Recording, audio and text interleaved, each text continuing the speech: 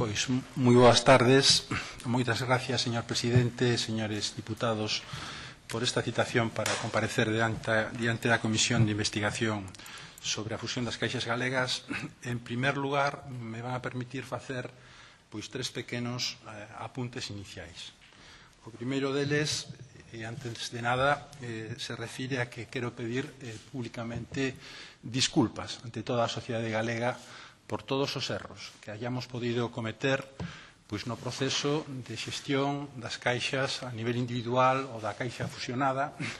dende a perspectiva de que nunca foron erros conscientes, de que sempre procuramos tomar as mellores decisións en base á información de que dispoñíamos en cada momento,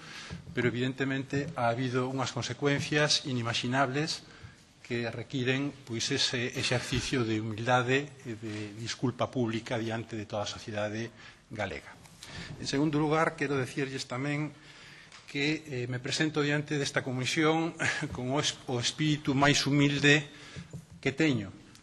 E, por lo tanto, tamén lles quero pedir disculpas por adiantado si, polo tono da miña intervención, por algúns dos datos que vou a manexar e que son os que eu dispoño, ustedes perciben calquer cousa que non sexa ese espírito de humildade co que quero presentarme diante de ustedes. E, por último, quero dicirlles tamén que non está no meu ánimo reabrir ningunha vella herida. Penso que é bo reflexionar sobre as cousas que han pasado, sobre todo para que os que nos sucedan non cometan os mesmos erros que hemos cometido nós e que podan aprender dese pasado e construir un futuro mellor. E paso de forma bastante telegráfica a expoñerlles cal é a miña visión de o que ha ocurrido en base aos datos que eu teño e que, polo tanto, poden estar suxetos a interpretacións por parte de outras persoas que han vivido o mesmo proceso e que poden ter os seus propios sesgos ou as súas propias opinións personais ao respecto. Procurarei ceñirme a datos e non dar ningunha opinión ni ningunha valoración. Miren vostedes, as caixas de aforros tiñen unha limitación estrutural intrínseca á súa naturaleza xurídica para catar capital, por lo que tiñan unha elevada exposición aos cambios normativos inesperados que afectasen a composición e a cuantía de seus recursos propios. No obstante, hasta a presente crisis, as caixas sempre foron capaces de manter un exceso de fondos propios sobre os mínimos legalmente exixidos sin que esa limitación hubiese posto nunca en peligro su solvencia, su liquidez ou súa capacidade para xerar recursos co que afrontar as súas necesidades de saneamentos. Isto dá unha idea da gravedade, profundidade, duración e extensión de unha crisis como a actual, cuyas consecuencias nadie foi capaz de prever e que ha terminado afectando á práctica totalidade dos sectores de actividade económica, impactando negativamente sobre a sostenibilidade do estado do benestar e obligando a efectuar profundas reformas estruturales que plausiblemente van a cambiar o modelo económico, institucional e social preexistente.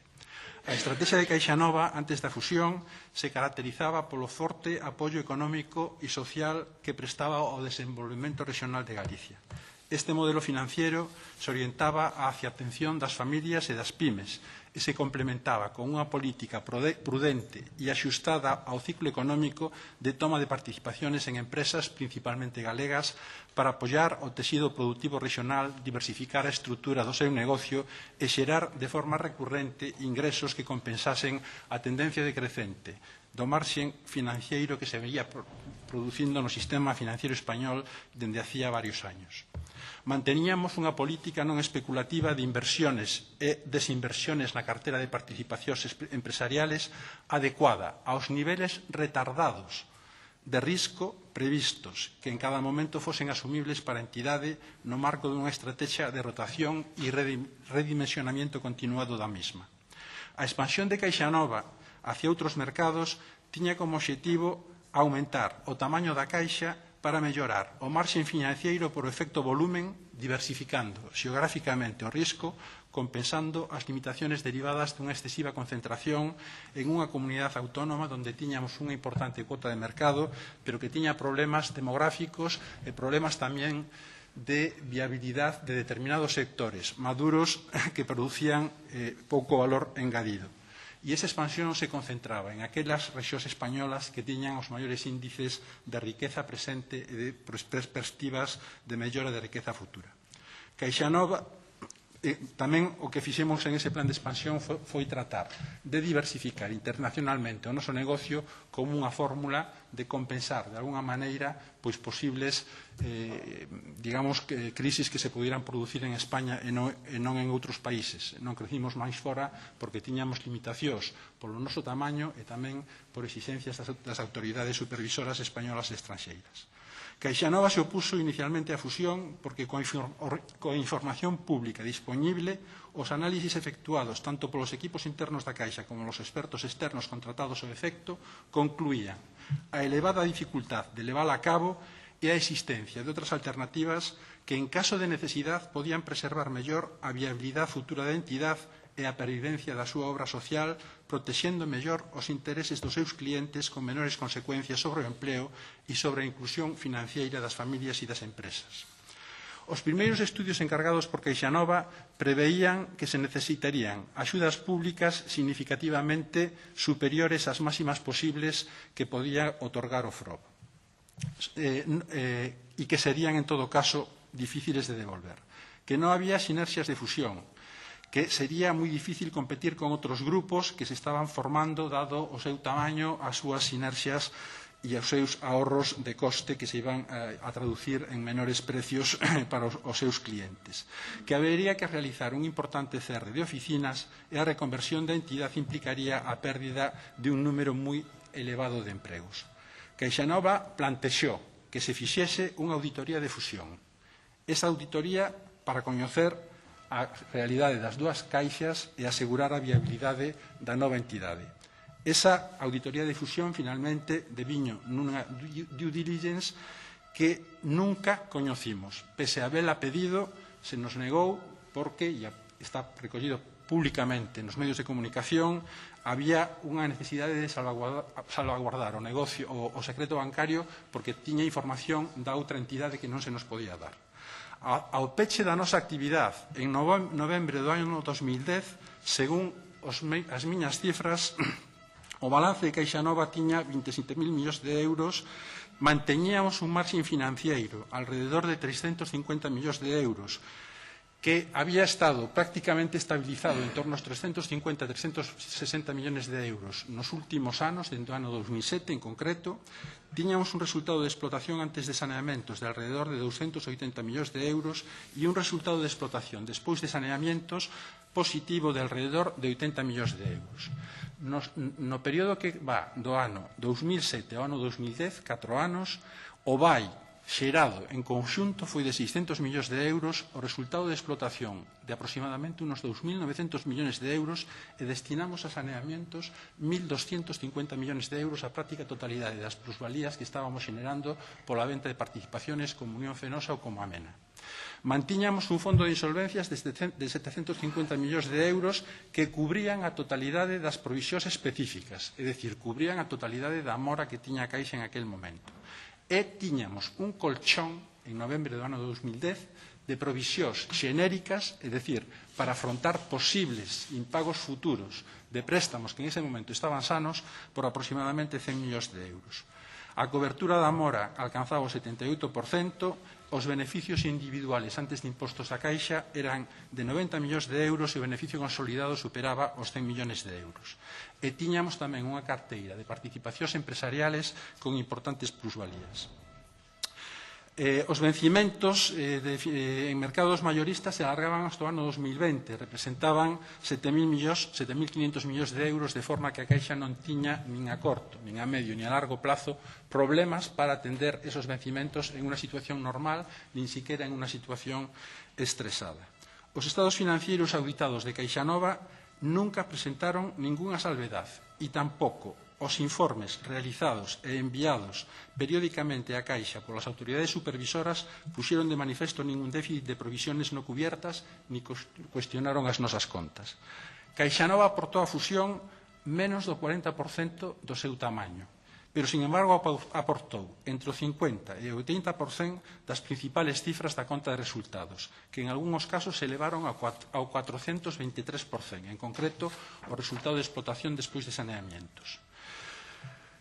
Aportábamos máis do 53% do resultado de explotación bruto da nova entidade. Tiñamos unha capacidade de saneamento recurrente de 300 millóns de euros. A totalidade do fondo xenérico, é dicir, non adscrito a ningún préstamo calificado como dudoso, era íntegramente aportado por CaixaNova alrededor de 100 millóns de euros. E tiñamos tamén a maioría das plusvalías latentes na carteira de activos disponibles para a venta da nova entidade. Aportábamos o 80%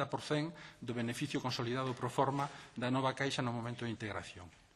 CaixaNova, adicionalmente, no momento da fusión non tiña que provisionar saneamentos por insolvencias incurridas e non dotadas procedentes de anos anteriores e cumplía a recomendación do Banco de España de dotar ao menos en un 15% os seus préstamos subestándar.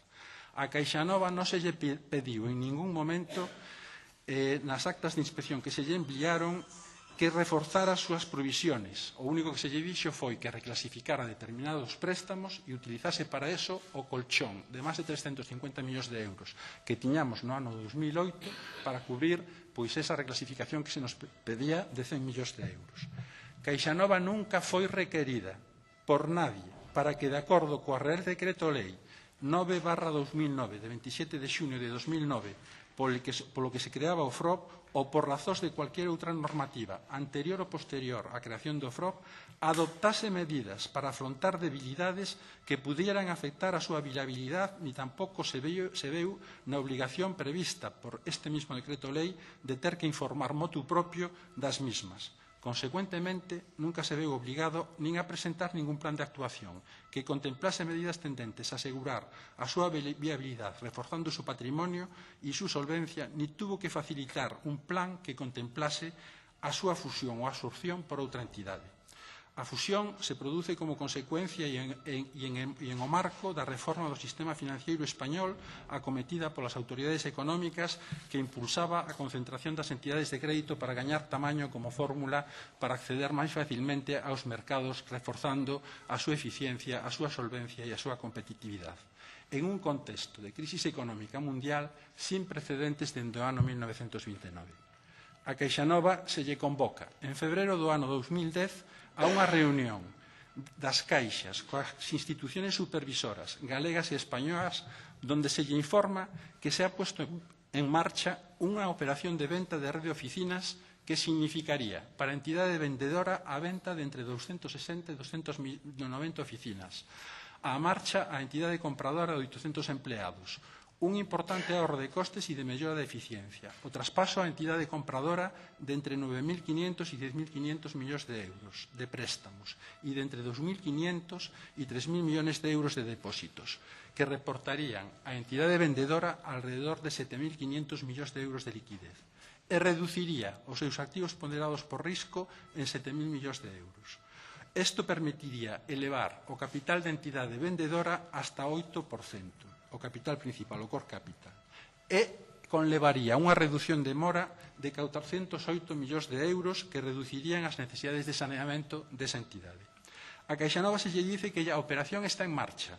que hai dos entidades interesadas na mesma, que a dúa diligence de venta va a comenzar de forma inminente e que a mesma estará asesorada por un importante banco de inversión internacional e por un prestixioso bufete xurídico de gran renombre nacional. En esa reunión, a CaixaNova se lle dice que a operación é factible e que sobre a base dos números facilitados reconsideremos o noso análisis e, consecuentemente, a nosa postura sobre a fusión. A principios de marzo do ano 2010 se nos convoca de novo a outra reunión en Madrid, donde se nos solicita que participemos en unha operación, a fusión das caixas galegas, que contribuiría a reforzar o proceso de reestruturación e de fortalecemento do sistema financiero que se está cometendo en España e que axudaría a mellorar o posicionamento internacional da economía española que se está vendo negativamente afectado pola intensidade da crisis. Nos plantexan que esta é a única alternativa que les poden contemplar considerando os condicionantes competenciales que teñen atribuídos. Este é o Banco de España, por suposto. E que non va a ser posible que optemos por outras posibilidades que estábamos estudiando porque están fora do ámbito das súas competencias. Nos solicitan que rehagamos os nosos cálculos baixo a premisa da venta da rede de oficinas que se nos había plantexado uns días antes e para la que se nos informa que hai varias entidades interesadas na operación. Se nos reitera que hai entidades interesadas na operación. En esa reunión tamén se nos dice, sin que nos houbésemos pedido, que o equipo xestor de Caixa Nova sería o que lideraría a fusión porque tiñan confianza na nosa capacidade de xestión. Coa venta da red e o recálculo da pérdida esperada que nos piden que realicemos, nos din que hai partido e nos animan a xogalo porque co máximo das ayudas do FROB, cifradas en 1.188 millóns de euros, e a posibilidade da venta de red, a fusión creen que é viable. Se nos din tamén que habría flexibilidade para que por parte das instituciones recibésemos as máximas axudas que se podían plantexar no marco do FROB e calendarios tamén dentro da legalidade vixente para efectuar as dotaciones que foran necesarias no plan de 5 anos extensible a 7 de permanencia do FROB na entidade. Hacia mediados de marzo do ano 2010 informamos que, según as nosas estimaciones, a fusión va a necesitar máis axudas das que lle pode dar o FROB, por unha cuantía significativamente superior. Se nos dice que non se nos pode dar máis axudas e se nos insiste que co suposto da venta da red e cos axudas máximas do FROB a fusión pode ser viable.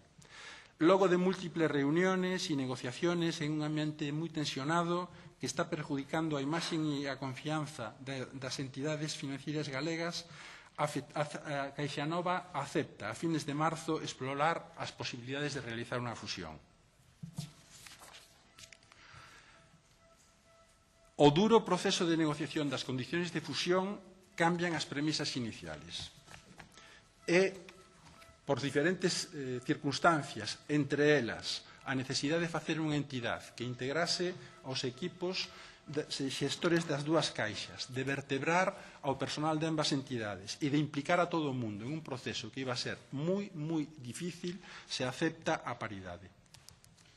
Se hace un plan de integración que contempla que a nova caixa va a dar beneficios en todo o período 2011-2015, con beneficios en todos os anos. E ese plan de integración ten a bendición das autoridades supervisoras españolas e tamén a nivel de Bruselas.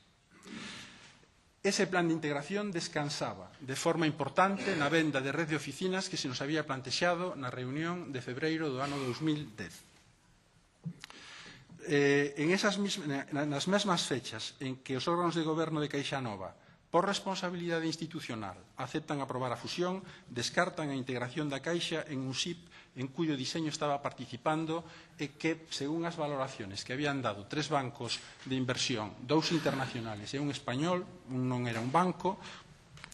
a participación de Caixa Nova en ese SIP que se estaba formando oscilaría entre o 26 e o 34%.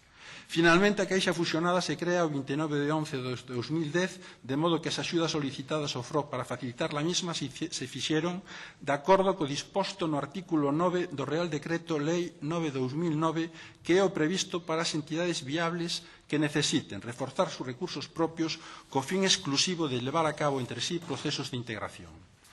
A decisión de aceptar a fusión foi un acordo adoptado polo Consello de Administración da Caixa e pola súa Asamblea Xeral. E tiveron en contra 4 factores. O primeiro, por responsabilidade institucional, porque se aceptou a responsabilidade que se nos pediu que asumísemos. En segundo lugar, a viabilidade do plan de integración suxeta a un plan de desinversión de activos e que se nos dixo que ese plan de integración a 5 anos que daba como resultado unha entidade viable cos estudios que habían hecho os equipos das dúas caixas e as súas respectivas firmas auditoras. En terceiro lugar, que iba a haber unha recuperación en V da economía española que saldría da crisis a finales do ano 2011 e principios do ano 2012 e que descartaba unha doble recesión que foi o que finalmente se produxo. E, por último, a responsabilidade de tentar de salvaguardar o modelo de caixa de aforros que Caixa Nova representaba, preservando ao mesmo tempo a pervivencia dun sistema financiero autóctono en Galicia. Hasta o momento do traslado da actividade financiera da Caixa a un banco, a Caixa fusionada estaba cumprindo con adelanto sobre o calendario previsto os obxectivos que figuraban no plan de integración. Había formalizado un ERE que afectaba a máis de 1.200 empregados sin conflictividade social, había integrado en un plazo récord de 5 meses as plataformas tecnolóxicas das caixas, había conseguido maiores ahorros xerales que os presupuestados no plan, había reducido o nivel de apalancamiento da entidade, había iniciado o proceso de venta de empresas participadas con plusvalías, cerrado máis de 150 oficinas e incrementado os recursos propios da Caixa en máis de 154 millóns de euros e, ademais, había superado os test de estrés da EVA que se publicaron en xunio do ano 2011. E había cerrado a actividade da Caixa en setembro do ano 2011 con unha cifra de beneficios positivos de 30 millóns de euros aproximadamente, habendo feito os saneamentos da pérdida esperada previstos a esa fecha no plan de integración. Causas principales do fracaso da fusión, que a economía española non tuvo a recuperación en V, que se promulga un decreto en febreiro do ano 2010 que eleva de golpe hasta o 10% os requerimentos de coeficiente de capital da Caixa fusionada, e a este respecto hai que recordar que a Caixa primou no asento de fusión a realización de saneamentos con cargo a reservas e as ayudas do FROBUNO, contemplando o plan de negocio de integración que en el quinto ano da mesma, é dicir, en 2015, a Caixa alcanzaría o ratio de capital que Basilea II había establecido no 7% para o ano 2019. É dicir, cumplíamos o ratio de Basilea 4 anos antes do que exixía, que aquela se estaba baraxando, que exixiría Basilea II. É dicir, que pese ao enorme esforzo de saneamiento realizado no asiento de fusión de máis de 3.000 millóns de euros, a Caixa fusionada tiña previsto alcanzar o ratio de capital establecido por Basilea II con 4 anos de adelanto sobre a súa implantación que sería efectiva no ano 2019. O cambio normativo derivado do decreto... Perdone un momento, señor Pego, porque vexo que ten aí un volumen considerable. No. Pouco. Se lle chega o tempo, perfecto. Vamos pasar os 5 minutos. Perfecto, remate vostede. O cambio normativo derivado do decreto de febreiro de 2010 obligou a ter xa para setembro de 2011 un ratio de capital moito máis duro do 10% no caso de Nova Caixa Galicia, o que motivou o traslado da súa actividade financiera a un banco de nova creación para recibir ayudas do FROB 2 por máis de 2.000 millóns de euros e ter a posibilidade de atraer inversores privados que sustituyesen progresivamente ao FROB e permitisen manter unha entidade financiera galega que pudiera salir á bolsa no momento en que as circunstancias económicas o permitiron. Entre enero de 2011 e maio de 2013 se promulgaron hasta ao menos 5 cambios normativos non previstos no momento da fusión para a reforma do sistema financiero, que incrementaron, aceleraron e modificaron cualitativa e cuantitativamente os requerimentos de capital e de saneamento das entidades de crédito. A imposibilidade de aplicar, pola aparición dese decreto de febrero de 2011, os apoios institucionales comprometidos para ayudar a viabilizar la fusión, alargar a 7 anos o período do plan de negocio, calendarios especiales de dotaciones, pois tamén influyeron no fracaso da fusión. A principal desviación do plan de negocios que figuraba no plan de integración, incluído en ese plan de integración, foi a imposibilidade de levar a cabo a venta da rede de oficinas contemplada no mismo, que conlevaba os datos que lles comentei antes. En todo caso, ante esa dificultad, a Caixa había preventivamente elaborado un documento alternativo que contemplaba un plan de desinversión de red menor acompañado de desinversiones adicionales en inversión crediticia e outros activos e que implicarían alcanzar un core capital del 6,34% e un tier 1 do 8,2% en 2015, logo de haber recibido as aportacións do FROB 1. Quero subraxar outra vez que todo o plan de integración estaba basado en sanear as entidades e acometer un proceso de reestructuración que permitira mellorar a eficiencia da Caixa fusionada, incrementando posteriormente a capitalización da mesma vía a generación interna de resultados. O decreto de febreiro de 2010 priorizaba o proceso de capitalización para o cual non foi diseñado o plan de integración. Con todo isto, a fusión descarrila, non obstante o cal. Due diligence que encarga o Banco de España no verán do ano 2011 conclúe que a entidade é viable. e que o novo plan de negocio que se presenta dá como resultado é razonable nas súas hipótesis e nas súas conclusións e que dá como resultado esa entidade viable. Ante esa tesitura, o Consello de Administración, vou rematando xa, de Nova Caixa Galicia aproba o nombramento dun novo presidente, o cal, entre as 13:30 e as 14 horas do venres 9 de setembro de 2011, o banco se crea o mércores 14 ás 9 da mañán dese mes de setembro, é dicir, con 48 horas hábiles. A min o presidente me comunica que por exixencia e como requisito sine qua non dos fondos de inversión americanos que van a intervir o banco, debo abandonar o proxecto. Cando comento por enésima vez que hai unhos contratos de importe elevados, se me din que os contratos están para cumplirse. É dicir, eu non me vou da entidade por voluntade propia, me vou porque me dicen que teño que abandonar o proxecto. Como consecuencia delo e co visto bueno do presidente do banco e co visto bueno de todos os órganos de administración da Caixa, executo o meu contrato. O contrato se remonta ao ano 2005, eu non era director xeral en esa fecha, era un contrato de adhesión, eu non o pido, estaban establecidos pola Caixa, me ofrecen e simplemente o firmo. Os contratos son legales, son elevados a público, están dotados pola Caixa co conocemento de todos os que debían e quixeron conocelos e que coa aprobación de a quen correspondía facelo. E se executan coa autorización de quen tiña a facultade de autorizalos.